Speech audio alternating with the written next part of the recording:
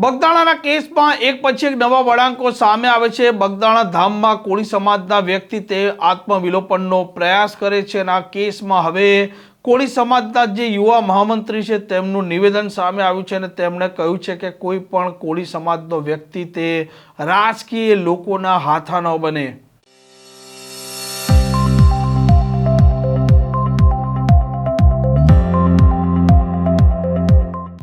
નમસ્કાર, આપ જોઈ રહ્યા છો હોટલાઇન ન્યૂઝ અને હું છું આપની સાથે તોફિક ગાંચી। ભાવનગરના બગદાણાનો જે કેસ છે આ કેસમાં લોક ડાયરા કલાકાર માયાભાઈ આહિર છે તેમના પુત્ર જયરાજ આહિર પર ફરિયાદી નવનીતભાઈ બાલતિયા આરોપ લગાવી રહ્યા છે અને તે કહી રહ્યા છે કે તેમના પર જે અસામાજિક તત્વોએ હુમલો કર્યો આ હુમલો જયરાજ આહિરના ઈશારે જ થયો છે અને આ મામલે જયરાજ આહિરની પૂછપરછ પણ કરવામાં આવે અને આરોપી પણ બનાવવામાં આવે। આ મામલે કોળી સમાજ પહેલાથી આક્રોશિત છે।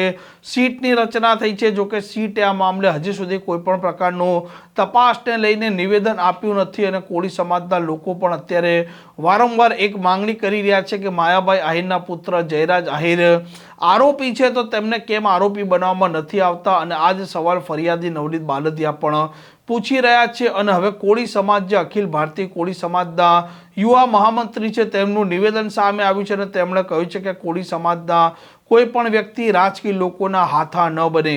ઘણા સમયે જે મુદ્દો આ બની ગયો છે બગદાણાનો, જે નવનીતભાઈ વાળી ઘટના બની છે એ બાદ કોળી સમાજે ખૂબ એકતા બતાવી છે અને કોળી સમાજે અને કોળી સમાજના દિગ્ગજ નેતાઓએ સાથે મળી અને ન્યાયની માંગ કરેલી છે।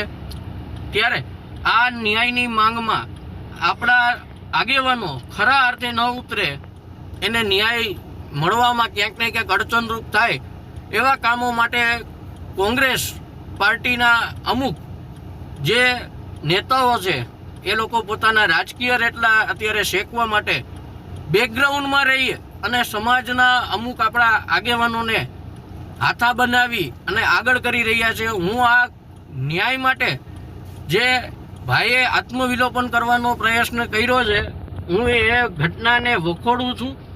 ખાસ કરી અને મારા કોળી સમાજના યુવા ભાઈઓને વિનંતી કરું છું કે કોઈ પણ રીતે આપણે આ સમાજની અંદર જે એકતા બની છે, સમાજમાં જે નવનીતભાઈ સાથે ઘટના બની છે એમાં ન્યાય માટે આપણે આગળ આવવાનું છે।